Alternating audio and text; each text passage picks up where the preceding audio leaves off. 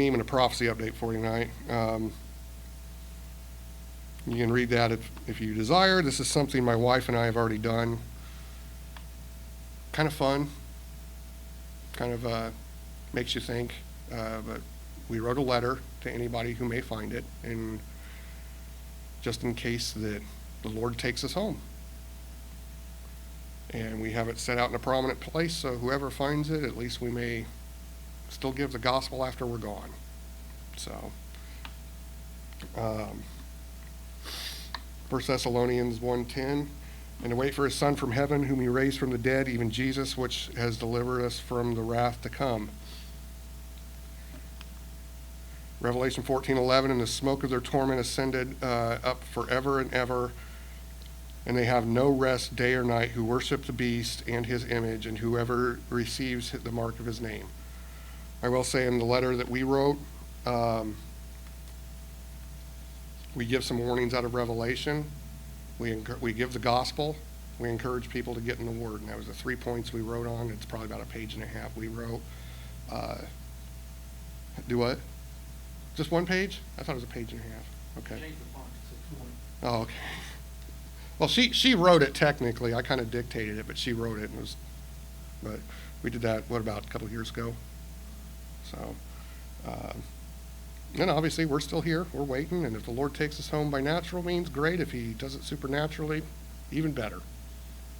But we did feel it prudent to leave a warning for people that might find it, hopefully get saved. This is, I'm going to be talking more about this at the end.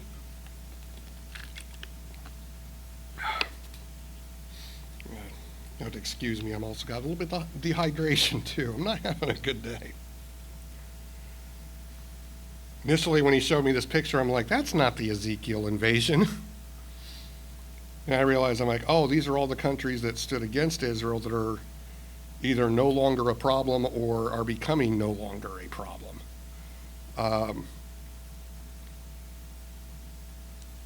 As much as we want to take credit here in this country for, oh, we're the ones that saved Israel, we know who really saved Israel.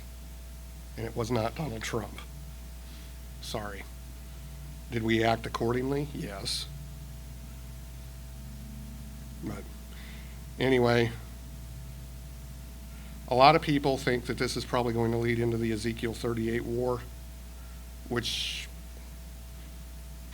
how close that is, I don't know. There's a lot of things I think still need to happen, but we know it's going to happen. Just don't know when. Don't know exactly all the details, but after many days there shall be visited. In the latter days thou shalt come into the land that is brought back from the sword and is gathered out of many people against the mountains of Israel, which have been always waste, but is brought forth out of the nations, and they shall dwell safely in all of them. And I think we are seeing this possibly coming into pass, that Israel is dwelling safely in the land. I mean, with no more nuclear threat from Iran. Hamas has been pretty much dealt with. The Houthis are going silent. We may be seeing this coming to pass right now. Don't know, but it looks possible. Ye shall say, I will go up to a land of unwalled villages. I will go to them that are at rest, that dwell safely, all of them dwelling without walls and having neither bars nor gates. At the time of the Ezekiel 38 invasion, Israel will feel secure. They will feel like they are at rest and they are at peace. I believe Pastor said he's going to be talking in depth on this in a few weeks, so I'm not going to steal that thunder. That is a very long section and well worth the study if you want to look into it. All right. Ecclesiastes, I'm going to try to cover 2 chapters. Part 4, meaning of life. Boy, I'm hitting on all cylinders tonight. I took my bookmark out and I didn't put it back in.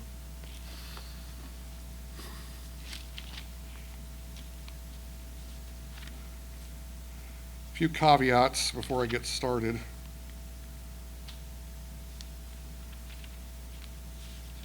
Number one, if you're picking up on it, I'm not having the best of days. I've got some health issues in the gut.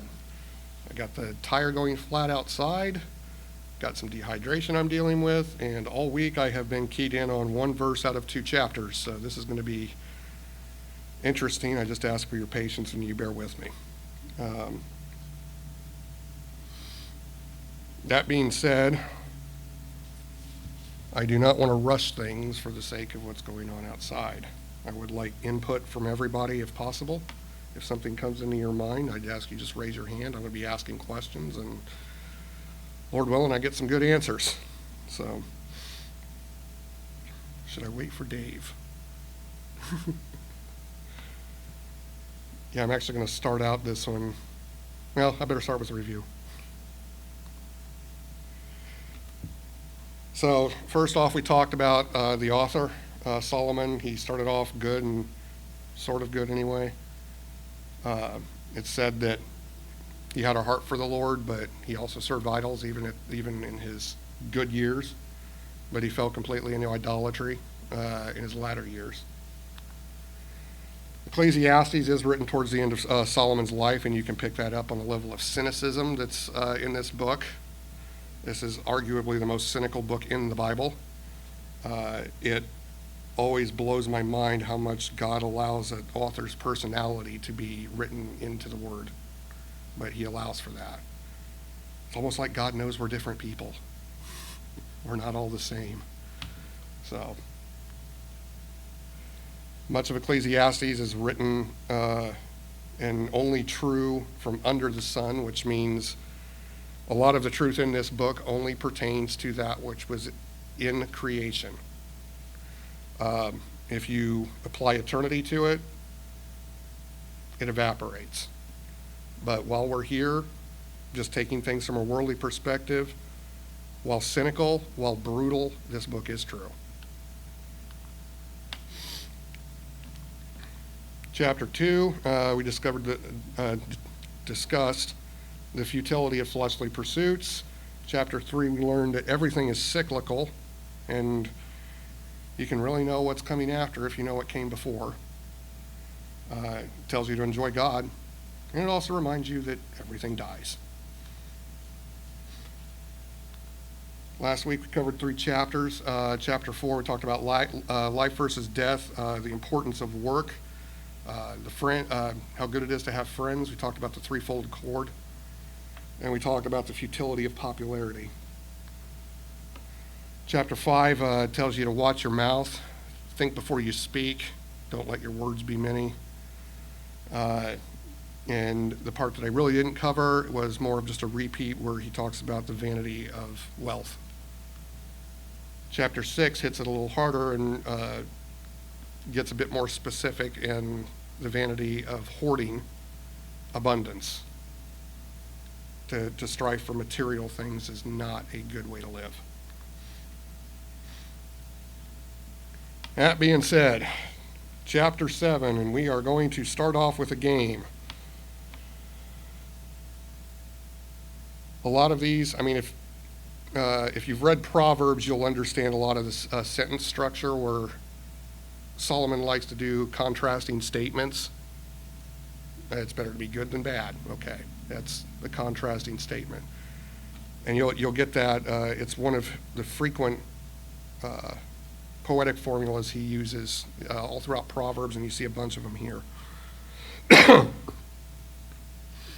So we're going to play a game, and I want you to just listen real quick, and then we'll come back to the questions. And the question is, which is better and why? I'll start off verse 1, chapter 7. A good name is better than precious ointment, and the day of death than the day of one's birth. Better to go to the house of mourning than to go to the house of feasting, for that is the end of all men, and the living will take it to heart. Sorrow is better than laughter, for by a sad countenance the heart is made better. The heart of the wise is in the house of mourning, but the heart of fools in the house of mirth. It is better to hear the rebuke of the wise than for a man to hear the song of fools. For like the crackling of thorns under a pot, so is the laughter of a fool. This is also vanity.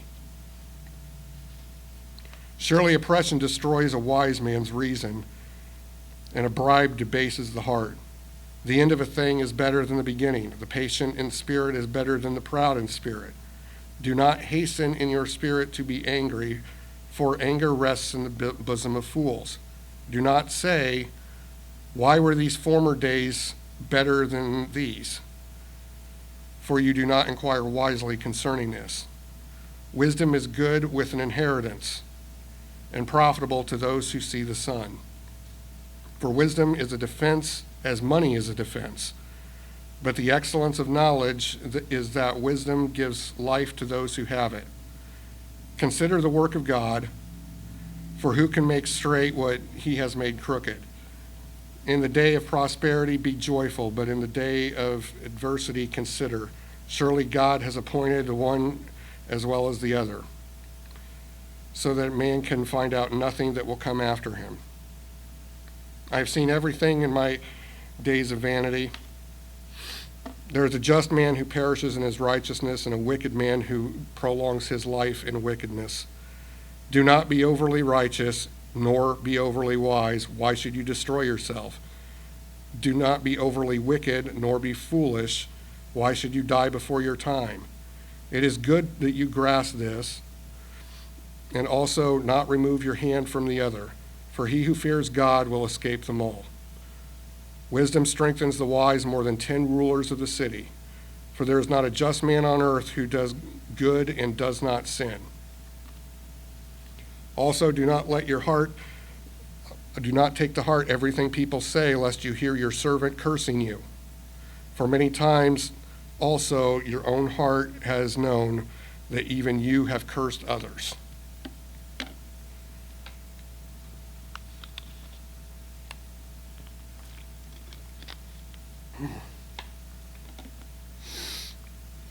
Which is better and why? Now, I don't know what it means by precious ointment. Usually when you see that, it's something kind of medicinal, make you feel good. So the question is it better to have a good name, i.e. be respected, or to feel good? Yes, Tony. Yes. I think this one is one of the more obvious ones here. Feelings come and go with time. Some days you feel good, some days you feel bad.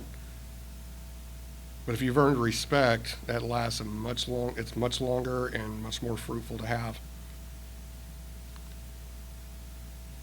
Which is better, to mourn or to feast?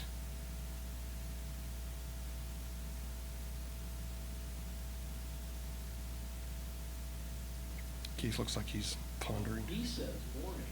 Mm-hmm. I don't know. You'll come out that's pretty good. I didn't feel too good this morning, but it did taste pretty good. What do you got, Tony?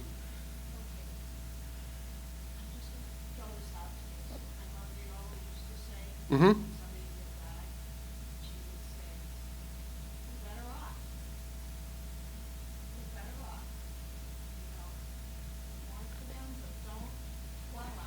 Mm-hmm.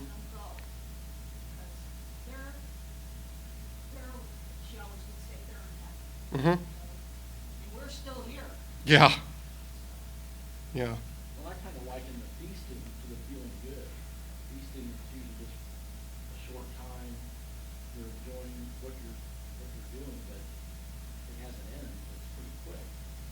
Mourning, I see, is similar to respect, in that you're respecting those who have come before you, those who have died, whatever it is you're mourning.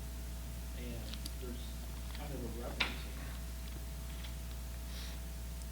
Short-term versus long-term is how I've seen these first two. Okay, so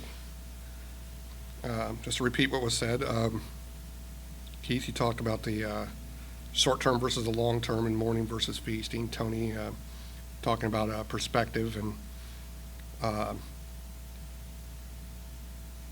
the person's better off, if I'm picking up on that, everything correctly. My take on it is this. If you're in the house of mourning, you're considering your whole life. knowing that death is coming. And when you have that perspective, it changes things.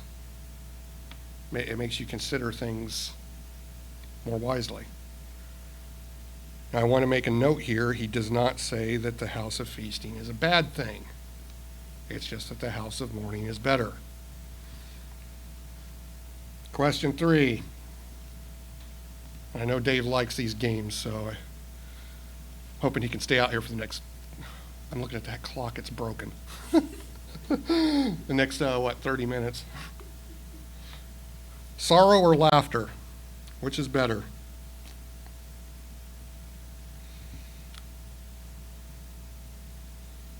Keith again. Well, he says sorrow. Mm-hmm.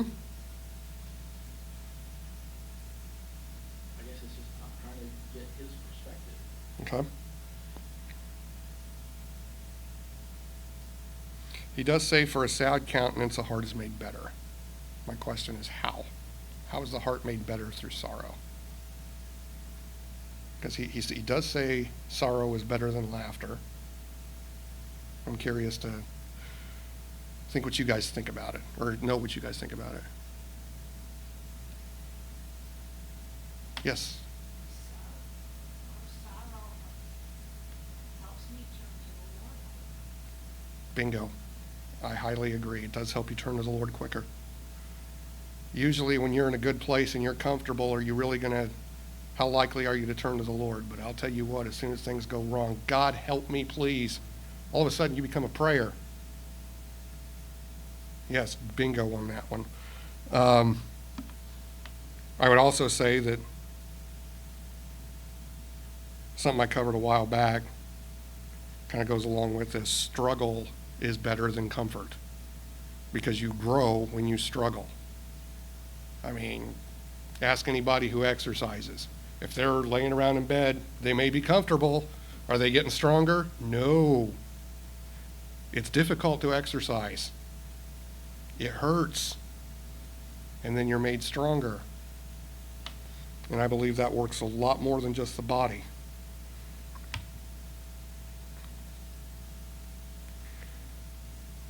I hope this is a no-duh one. Wise correction or vain laughter, i.e. they agree with you. So, you want to take the obvious one? Wise correction, yes. I am extremely, extremely leery if I ever find a person that agrees with everything I say. That usually is a indicator that they, A, have no clue what you're saying, and B, they're lying to you to try to impress you. Why somebody would try to impress me, I have no idea, but it has happened a handful of times in 48 years. But yes, I would rather have correction, wise correction, than somebody to be vainly laughing along with everything. Which is better, the end or the beginning?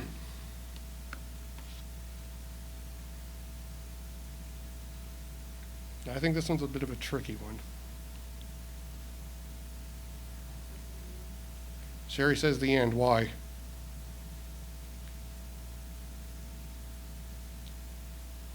Mm-hmm. That's what the Bible says. Right. Well, I think relationships, while the beginning, you have a lot of things, that, like if you're dating, a lot of things feel good as far as you're learning new things and all this sort of stuff. But by the end, you've grown together, you know a lot more. It's very much a deeper thing than just the surface. That's, again, I think my spin on it. No, that's fine, and that's what Solomon's take on it is, that the end is better than the beginning. I have to caveat this one. Because, yes, from under the sun, the end is better than the beginning. When you factor in eternity, the question comes, are you saved? Because if you are not saved, then the beginning is infinitely better than the end. Just putting that out there. Well, and in creation, too. Yeah. Everything was good. Mm-hmm. Then man decided to screw up. Yeah. And he's going to destroy everything and rebuild it. Yeah. Yeah, the beginning was pretty rough at creation. I do find it very interesting that everything that is broken in Genesis is fixed in Revelation. It's a new beginning. Yeah, the new beginning. Looking forward to that, especially the new body thing. I mean, this one's failing me daily, and I know I'm talking to a crowd that agrees with me on that.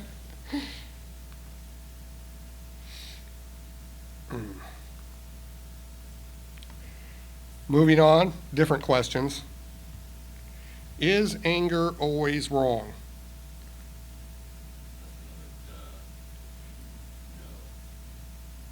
Says, I like what, and I agree. It's a duh. No, it's not.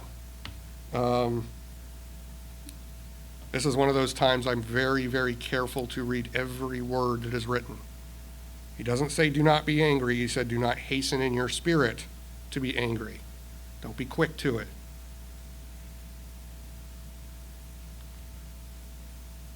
Actually, I want to back up one, sorry. Why or why not? In fact, since I think the answer was pretty universal, if anger is not always wrong, why is it not always wrong? Can you give examples of when anger is justified? Dave. Angry several times. If anger is a sin, then you got a big problem. Yes, Jesus was angry. I mean, when he went into the temple, he's seen as the temple defiled, the name of God being blasphemed, and he reacted in anger, and it was justified. Paul says, in your anger, don't sin. In your anger, do not sin, yes. He doesn't say don't be angry. He just says don't sin in your anger. I think we call it righteous indignation. My pride gets angry when somebody attacks me. My spirit gets angry when someone attacks God. That's just the way I put it. So,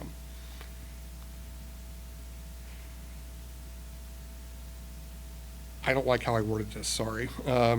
He says, do not say, why were the former days better than these? For you do not inquire wisely concerning this. I put, why is nostalgia wrong? Rather than, is it always wrong? I'll give you a hint since I worded it badly anyway. I don't believe it's always wrong. But it comes down to a lot of things of what do you do with it? If you're just looking at it and saying, oh man, I wish the days were better like when I grew up, yeah, that's wrong. But if you're looking, one second, if you're looking to Revelation, what does he say to the Ephesians? Do the works you did at first. You forgot your first love. Now, if you go back and you learn from the past and you say, okay, yeah, I need to start doing this again, that becomes a good thing. So most of the time it's wrong. There are exceptions. Go ahead, Dave. Jesus said, do this in remembrance of me. Big time. Do this in remembrance of me. He commanded the Israelites to, every year, observe the Passover to remember what God did for them in escaping Egypt. We are to remember what God does for us. And even when they escaped from Egypt, a lot of them said, we want to go back there because we at least have better food. Just scratch your head about. Yeah, that's I think where you have the example of both good and bad nostalgia. I mean, if you're going back and saying, man, look what God did for us, yeah, that's the good kind. If you're going back and saying, man, I miss the food in Egypt, that's the bad kind. So, this is another obvious one. Can man fix God's work? And the definition of a fix. Like if you have a cat, Yeah. Consider the work of God, for who can make that straight what he has made crooked. No, I almost laugh at man's attempts. I guess there's this thing I'm not sure if it's accurate, I heard they've even tried it now, where they want to darken the sun. And that, along with a lot of things, I asked the question, was God not good enough? I think Solomon got in a lot of trouble because God wasn't enough. He had to have 1,000 women. I mean, it's one we may laugh at, but we do need to consider in ourselves, how do we treat God? Yes. Abraham, well, actually, it was Sarah's idea to fix God's problem of not being able to have a baby by giving Abraham Hagar, Mm-hmm. which was still reaping the Yes. benefits, quotation marks, of that fix which he provided. Oddly enough, we have our men's group thing, like a different one on Wednesday nights. And sometimes we talk about, I'd say, trivial matters. Sometimes we get really, really deep. But I've brought in that, what kind of word is that? I brought that example up several times of Hagar and Sarah. The idea of like, you know what, God, we're going to help you out. And we're still paying for that. Thousands of years later, we're still paying for that. They can darken the sun, thinking they're gonna fix this one problem, but how many more are they gonna create? Yes. Yes. I mean, so there was a example I'll give you on that one, on that line of thinking back a couple of years ago. I believe it was in Yellowstone. We got the idea that we didn't like wolves because wolves are mean. Wolves eat things, and it's terrible, and it's horrible, so we're going to get rid of the wolves. So they did. It basically destroyed the environment because you messed up the order that had already been put in place. The wolves took care of the deer. They kept them under wraps. That wasn't happening. The deer were overeating things because there's nothing to keep the deer in check. The plants started dying because they're all being eaten very, very quickly. I mean, everything is there for a reason. Even if we may not like it, it's there for a reason. So they introduced the wolves back in, and everything went back to normal. My, how that worked. Maybe God knew what he was doing. Is that why we shouldn't get rid of Democrats? I'm not gonna say that for the YouTube audience. But I do wonder if some things are better, that we're better off without. I'll just say that. Now, I don't know if it applies to ideologies. Like, some people have, I don't think we need to have, I don't think there's any room in this world for an ideology that tells the other that you have to believe like I do, or we're going to kill you. Or that you're not allowed to live unless you think what I think. I don't believe there's any room for that ideology. Even in Christianity, we're allowed to have differences, and I'm going to talk about some of those in a few minutes, but we're allowed to have differences. We're not all the same body part, according to Paul.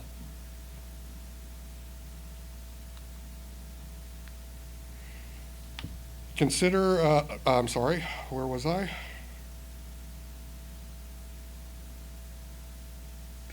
Why did I put that there? Anyway, we're going to be talking about this later, but if you want to go for it now, we have prophecy, and we know what's going to happen, but we know a surprisingly little amount about the future. So, you know what? I'm going to cover this in a little bit later. Sorry. He says in verse 16, do not be overly righteous, nor be overly wise. Why should you destroy yourself? Do not be overly wicked, nor foolish. Why should you die before your time?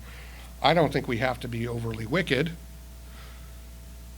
I mean, I think we kind of check that box already. It's more of a fight not to be wicked. What does it mean by overly righteous? What is he talking about here? And why does he say don't be overly righteous? Two things come to mind for me. One is that he's talking about self-righteousness, but then I also think about Joseph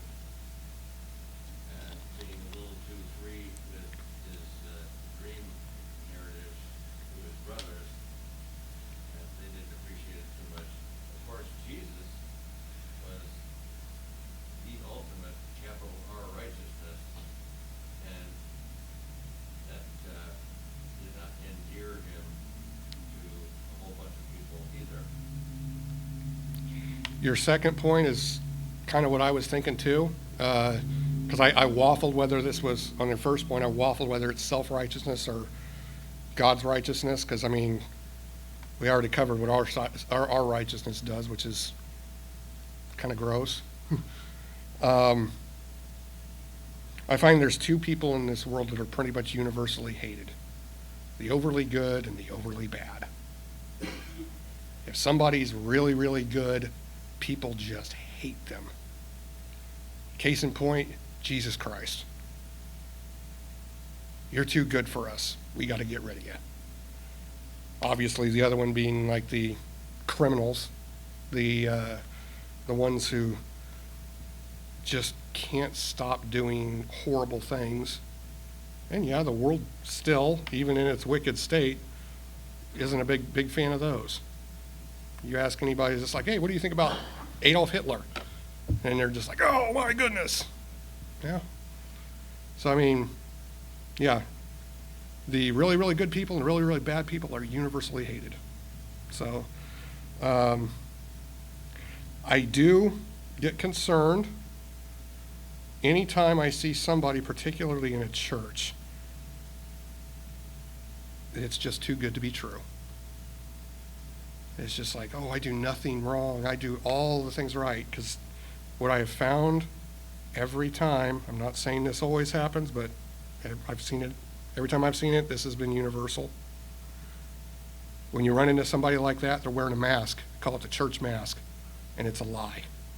Because under that mask is something very, very ugly. So, beware. I'm just wrapping my head around it too. I mean, to be overly would be where you start to put, if you know that you're right, Mhm. you'll talk down to anybody that feels differently, elevating yourself, when you yourself were a sinner, because we all are. I thought about that too. And I would actually, for the audience there behind the camera, when you get to the point of you're so righteous you have to let everybody else know, and I would kind of put that in wickedness, because that's where pride takes over. Yes, Tony? Yes, the Pharisees are a prime example. Just like, oh, we're so righteous, I'm better than you. I'm like, that's wickedness. You're prideful. And that's the heart of Satan, not the heart of God. So, quick sword drill for you. I hope these are easy. We'll find out. Chapter 7, verse 20, it says, "For there is not a just man on earth who does good and does not sin." Can you think of a verse in the New Testament that comes to mind when you hear that? Yes, Tony. I'm sorry? Jesus talking about when they were going to stone this woman, Mm-hmm. and he said, anybody here without sin, don't stone. Very good. That's not one I thought about, but that one fits perfectly when Jesus was, he who's without sin, throw the first stone. Very good. Very good. All of sin that falls short of the glory of God. There it is. That's the one I came up with, but I like hearing different answers that fit. Because guess what? I don't have all the answers. If you did, we probably wouldn't like you. I know, you wouldn't like me. I mean, y'all don't like me anyway, so, I mean. We love you. I know. Fortunately, you don't have to love somebody to like them. Chew on that one. 7:21 to 22. Find the New Testament counterpart to this. Yes, that is true. Also, do not take heart everything people say, lest you hear your servant cursing you. For many times, also your own heart has known that even you have cursed others. Can you think of anything said in the New Testament that echoes this?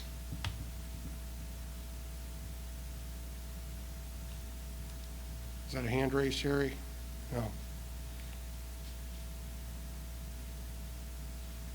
This one was a little bit tougher, but what do you got, Dave? I'm thinking about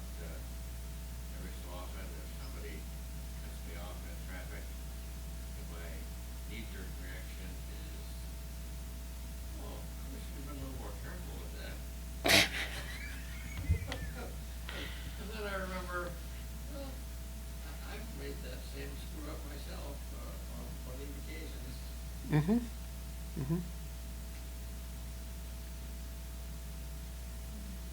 How about this one? I'll throw this one out there for you. And why do you look at the speck in your brother's eye, but do not perceive the plank in your own eye? Be very careful about accusing other people of things that you're guilty of. If you're dealing with something, don't attack somebody for the exact same thing. The other one I thought of was the parable, and it's quite longer, a bit longer, where a ruler forgives a man a large debt, and the guy turns around and won't forgive a smaller debt and has the guy thrown in prison. So, That's right.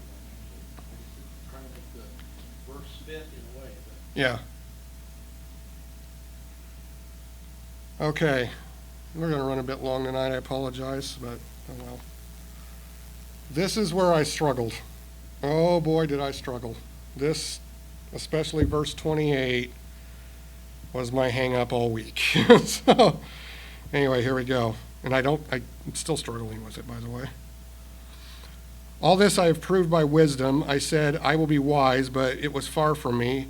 As for that which is far off and exceedingly deep, who can find it out? I applied my heart to know, to search and seek out wisdom and the reason of things, to know wickedness of folly, even of foolishness and madness. And I find it more bitter than death. The woman whose heart is snares and nets, whose hands are fetters, he who pleases God shall escape from her, but the sinner will be trapped by her.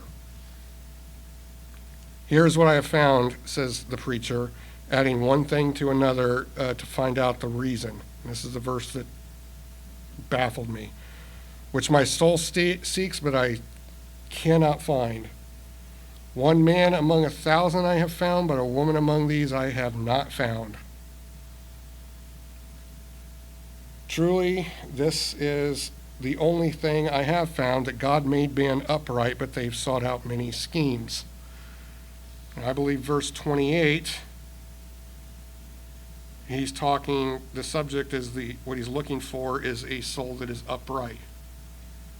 Now, how it's worded, I struggled to find that, and I'm still not entirely sure on that. I've heard other people say he's looking for a godly person. That may be.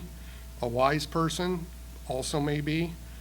I believe the NIV, specifies he's looking for an upright person. But real big confusion to me was the Young's Literal. He said he was looking for a teacher. And I'm like, I was kind of baffled by that one. So yeah, this one stuck out to me, so I'm going to cover it the best I can. I'm going to go under the assumption that he's looking for somebody that's upright. So the first question is,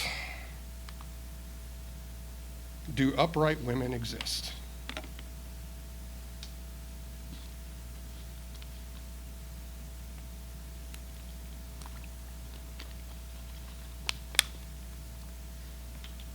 I'm surprised the women aren't yelling about this. Well, I would like to say yes, I would hope so. Yes, they do. Mary? Esther? Ruth? That's another one. Yeah. Do bad women exist? Yeah. Jezebel? Athaliah? There are some pretty bad ones. Okay.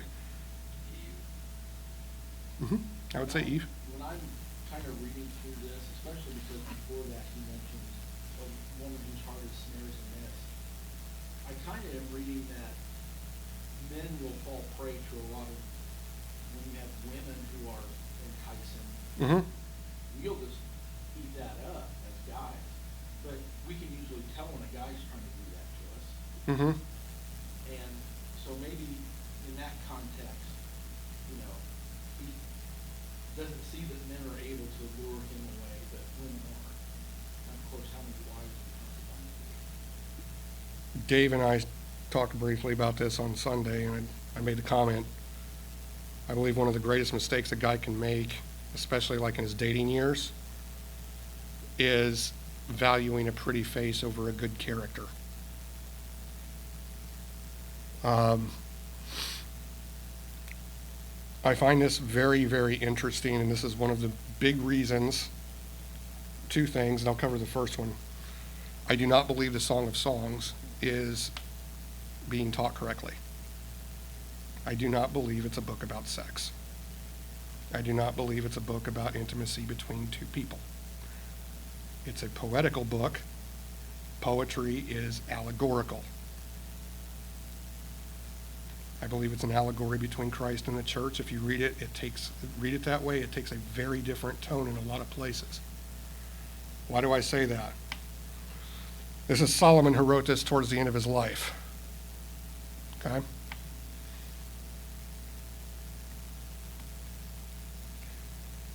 He wouldn't have found the girl in Song of Songs upright. That's a big problem there. Here's the other one. Why did Solomon not find a woman that was upright? For time's sake, I'll give you the answer. Talk about looking for love in all the wrong places. Many foreign wives. Many foreign wives. God knew David was coming. He prophesied it. Deuteronomy, he gave rules for kings. This is one of them. Neither shall he multiply wives for himself, lest his heart turn away. That's in Deuteronomy. That's before they even went into the promised land. He's talking about rules for kings.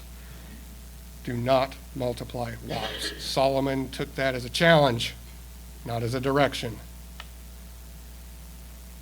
Why did he not find one?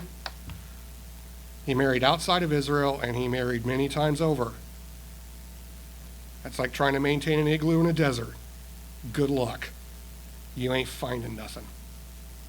So the pool he was using was only those around him that he had led him astray. I would lean towards that was the pool of women he was looking at, but I would also say, on top of that, and I'll probably cover this a bit next week, a lot of sin is like leprosy. Well, sin is like leprosy. It numbs you. It destroys your nervous system, so you just become jaded. You think all women are like this one. I mean, one of the more dangerous things we can do in life, I think, and girls can be the same way a lot of times, you had a bad relationship, an awful relationship. You get into trouble when you start to think every person is like this. I mean, I can think of a few girlfriends I had that if I took that mentality, she wouldn't be too happy because she's nothing like them. Thank God. But I mean, I think we've all had those type of relationships, and we'll call them toxic relationships or whatever, that the danger is thinking that every woman is like this or every guy is like this. And that's not the case. Thank God he made us all differently. There are such a thing as upright women. It does exist. I do find it, again, interesting how Solomon worded this. He didn't say they didn't exist. He said he hadn't found one.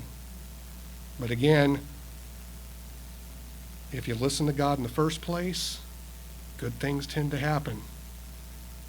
If you do your own thing, bad things tend to happen.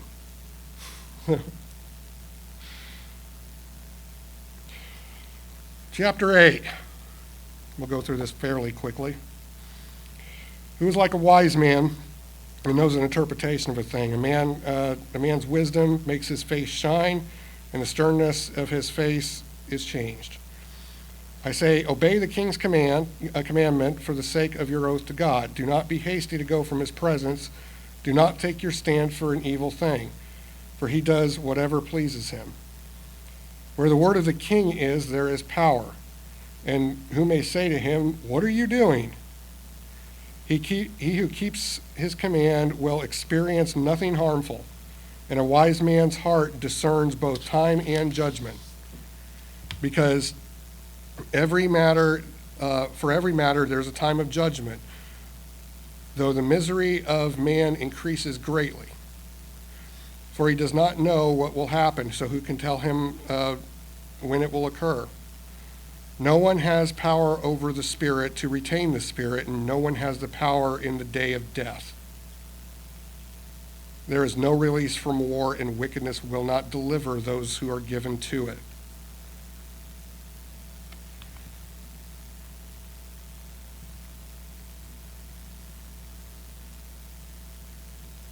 I'm just going to say on this question here, are we to obey those in authority over us?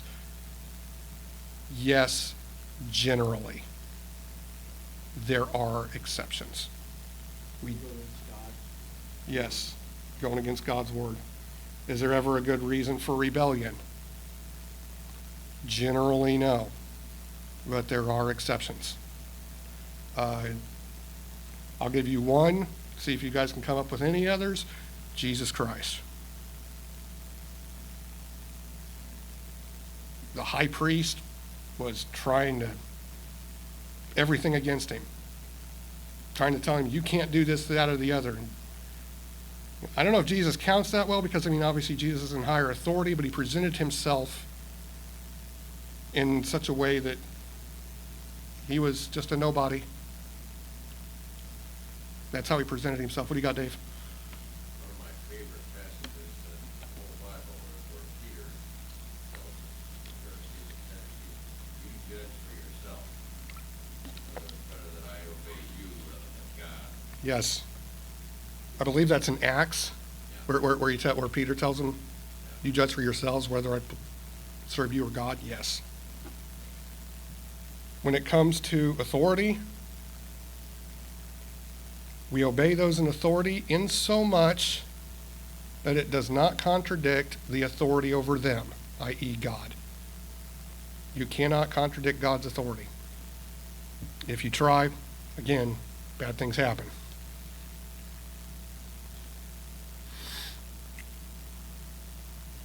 No, I guess I already read 8. Loaded question, do you have any control over your day of death?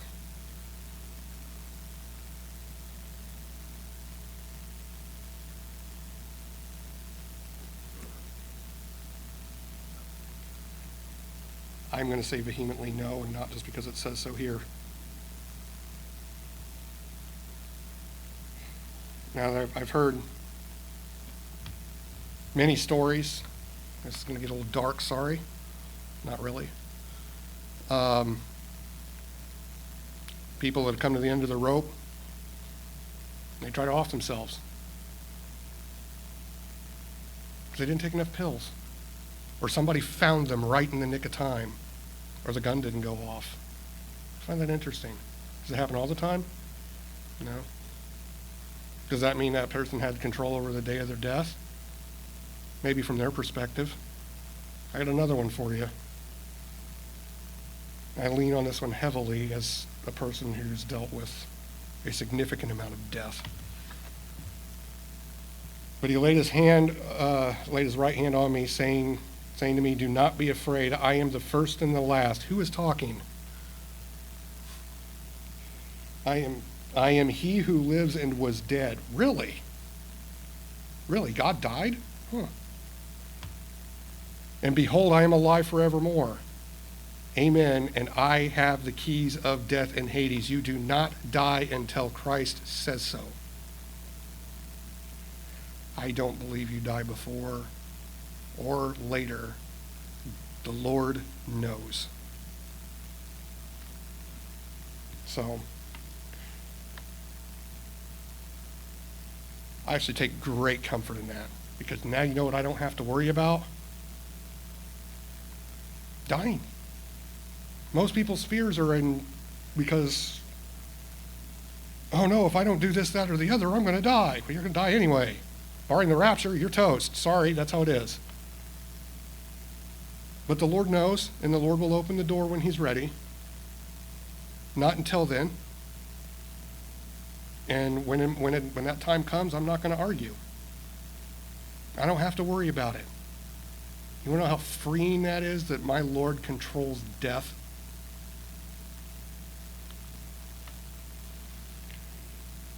Okay, let's, almost done here.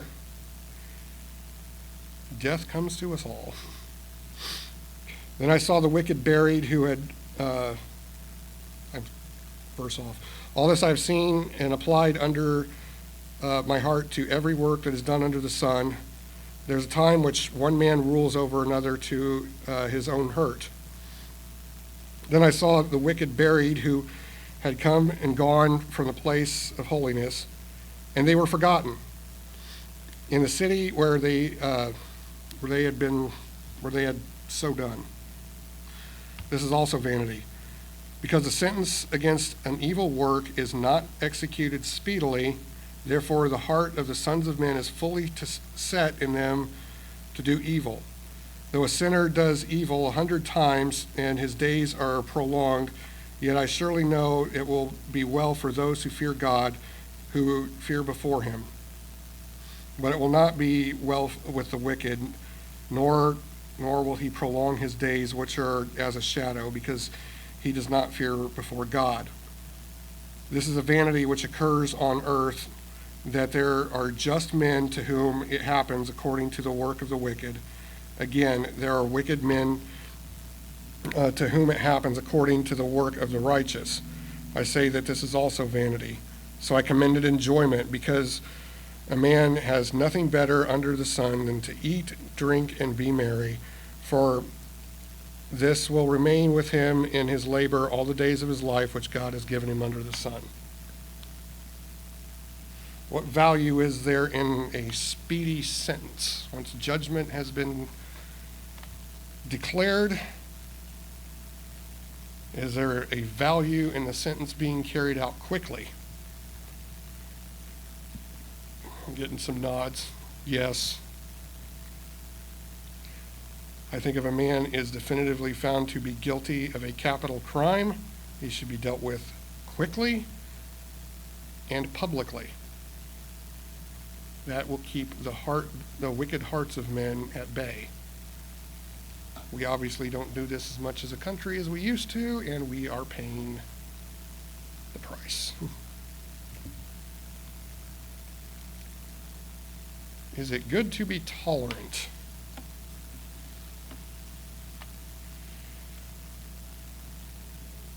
I would agree, generally speaking, no. God is not tolerant to an extent. He's tolerant of the sinner, not the sin. We get it backwards. We want to say that, oh, Jesus died for us, so it's okay to sin. Wrong.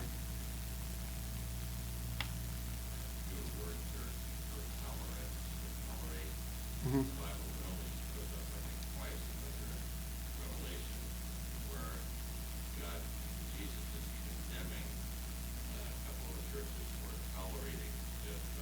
Yes. Yes. You say it was in Revelation? I think so. Okay. I know at least one of them, I think. Where God condemns tolerance because they're tolerating Jezebel. Again, we are not to be tolerant of sin at all for any reason. We do tolerate the sinner. Yeah, I was going to say something along those lines, that it's not up to us to carry out justice. Right. Vengeance is mine, saith the Lord. Yes. Jesus isn't condemning toleration of Jezebel's sin. He's condemning the toleration of Jezebel. So maybe a better way of saying it is we're not to tolerate an unrepentant sinner. I'd push back a little bit on that because Jezebel is long gone. So I mean, it's the spirit there, which is, I want to do things like her, which I don't think there's anything she did right. The context. So Right. No, I understand the context. Yes. I mean, I'll go off on that in just a second because I do have some questions on that regard, by the way. 16 and 17, I'm going to talk a bit about, but I think I misplaced that. I don't know why I did that. When I applied my heart to know wisdom and see the business that is done on the earth, even though one sees no sleep day or night, then I I saw all the work of God, that man cannot find out the work that he has done under the sun, for though a man labors to discover it, he will not find it. Moreover, though a wise man attempts to know it, he will not be able to find it.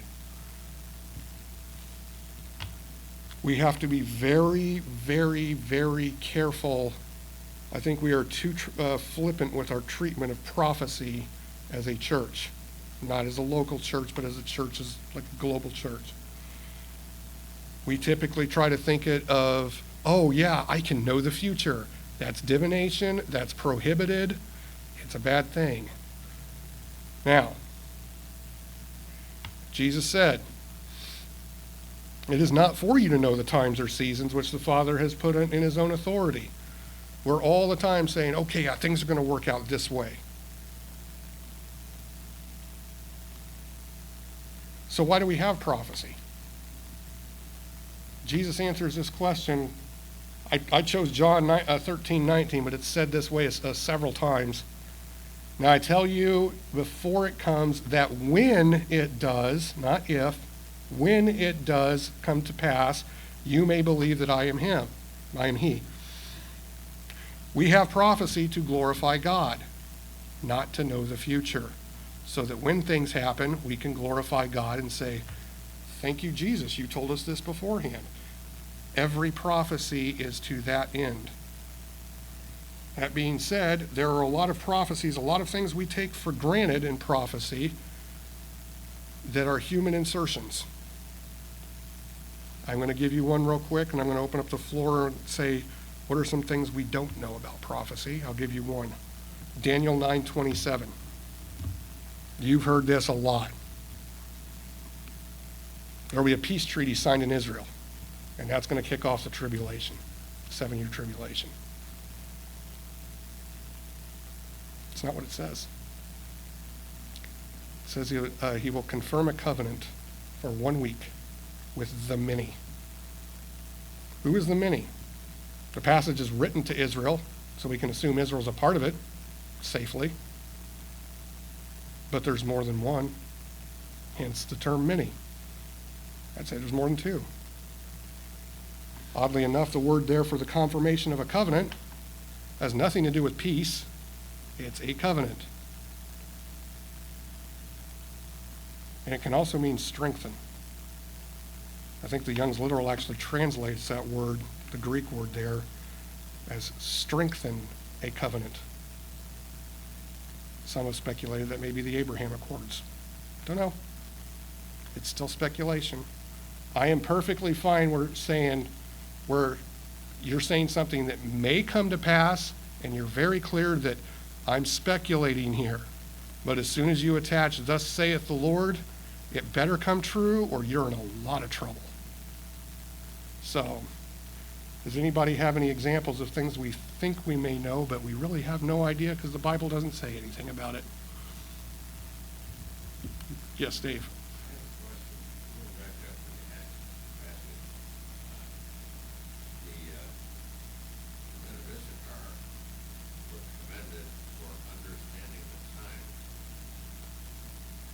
Yes. The men of Issachar? They understood the time. They understood the times they lived in. They understood the times they lived in. They understood where they were in the present. Now, for more context for Acts 1:7, they said they were asking him, at this time will you restore the kingdom unto Israel? Because they were subservient to Rome at the time. And that was Jesus' answer. I ain't going to tell you. They talk about the day or the hour, and you have, I saw 3 more this week prophesy that was October 2025, rapture of the church. I'm just like, okay. Thanks for guaranteeing when it's not going to be. Everybody knows it's 2032. Oh, it's 2032, yes. Okay, we're just going to randomly throw, it's just, I'll give you another one. We know a lot about what's going to happen. What is going to happen? We do not know how it's going to happen. We don't know when it's going to happen. We do know some whys. For instance, I have a very, very odd leaning. I'm not going to say thus saith the Lord. It's my leaning. I think the seals in Revelation, the first 6 of them, happen outside the 7 years. People may gasp in horror. I also think that's post-rapture. That's just how I read it. I could be wrong. I don't know. But there is no mention of 7 years in Revelation at all. 3.5 years is mentioned a few times, but there's no mention of 7 years. There's no time frame given. Very interesting stuff. It's okay to have speculations, but do not be dogmatic about things you can't prove biblically. I can't prove it biblically. And I'll flat out say that. I can't prove it. It's just a leaning. Now, I may be wrong, and quite frankly, if I'm wrong about future events, praise the Lord. As long as he's glorified, I don't care. Yes, Dave?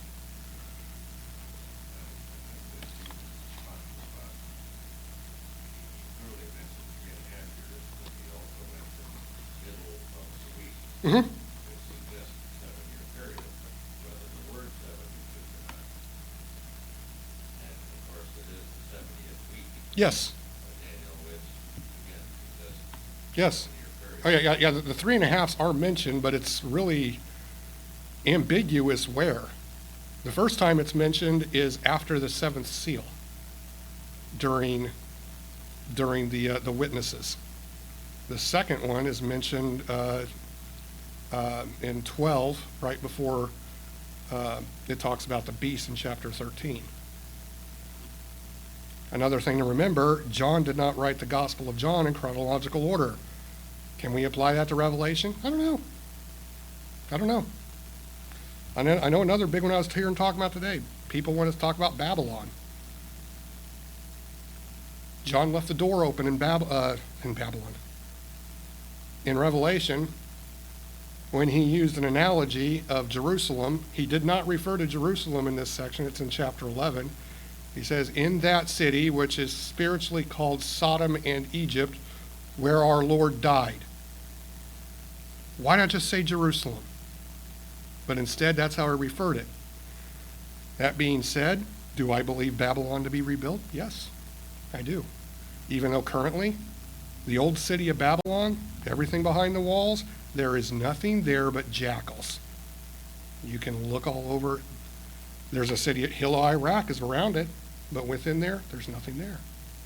Has it been physically destroyed like Jeremiah 17 prophesied? No. So I do believe it's to be rebuilt. When it talks about a hill on, or a city that sits on 7 hills, brings their trade by sea, I look at a really weird one. I don't look at Rome, I look at Rome Part 2. Started by Constantinople, now known as Istanbul, Turkey. He started the city because it sat on 7 hills. And it reminded him of Rome. And that is the major seaport between the Black Sea and the Mediterranean Sea. A lot of trade goes through. It's a very rich city. Doesn't mean I'm right? No. This is my take. Your salvation does not depend on speculating correctly. I believe also we can get so wrapped up in prophecy that we can ignore the mission that we have been given. And that is to make disciples of everyone. Make disciples of everybody. So, I love prophecy. I think prophecy is a wonderful thing to study, but make sure you do so with the correct heart. Not to know the future, but to glorify God. Because only God can tell us the future, because only God knows the future. It's much like when he silenced the storm or when he walked on the sea. What's he doing? He's showing his mastery over the storm. He's showing his mastery over the sea. I mean, Dave's probably been out the ocean probably more than any of us. Imagine walking on that. Crazy. But he's showing his mastery over that. Why does he show us prophecy? To show us he has mastery over time. So, we cannot know the future. And I'm perfectly fine with that. Because I have a God that knows, because he wrote the story. So, that being said, I'm going to leave you with this, and I'm going to spend a couple minutes. I know I'm already running late. I apologize, but not really. This has been eating me for most of this week, like badly. I don't know if you guys saw any of the interview that was between Tucker Carlson and Ted Cruz. But I was very disturbed because Carlson is a prominent voice in conservatism. And he's making a very adamant stand that we shouldn't support Israel. He ain't the only voice. I'm encountering a disturbing number of voices within the conservative movement. These are Republicans, people that voted for Donald Trump. They're angry that he bombed Iran. You did what you had to do. I don't celebrate it. I mourn the need for it, but it had to happen. I mean, when you have somebody screaming death to you and then goes out and starts trying to get the weapons for it, you better deal with the problem, or you're going to rightfully be in the grave. So, Candace Owens is another one. I could go on a few more names that I've found, people that I've listened to over the years and been like, okay, that makes sense. And they're taking a massive stand against helping out Israel. Now, you can look at Ezekiel 36 when it's prophesied in Ezekiel 36 that he will bring them back into their land in the last days. He also said, I'm not doing this for your sake. I'm doing it for my holy name's sake. We do not bless Israel. We do not pray for the peace of Jerusalem because they're a good people. We do so because God told us to. He said, I will bless those who bless thee and curse those who curse thee, to Abraham. And he reiterated that to Isaac and Jacob. What are you going to do? Are you going to stand with the word? Or are you going to try to allegorize it? Unfortunately, Donald Trump has a spiritual advisor, the head of his spiritual advisory team, named Paula White, who is part of a movement called the New Apostolic Reformation, and this is what they believe: that the people of Israel and current Israel are not Israel, which is about as ridiculous as me saying, you know what, Dave, you're sitting over there, how do I know that's really Dave? That's not a good argument. That Israel is Israel, period. This is my challenge to you. Again, I don't expect you to do it. This is completely up to you, completely optional. It is very fruitful considering the day and age we live in. We talked about the sons of Issachar briefly there. And ask yourself, how should you respond to this? I want you to review the Bible, and there's a lot of what the Bible says, not about ancient Israel, but about current Israel. Because we are wavering in our support. Fortunately, at least for now, our government's still standing behind Israel. The people are waning in their support of Israel. And I have the contention that the moment we withdraw our support from Israel will be the end of this country.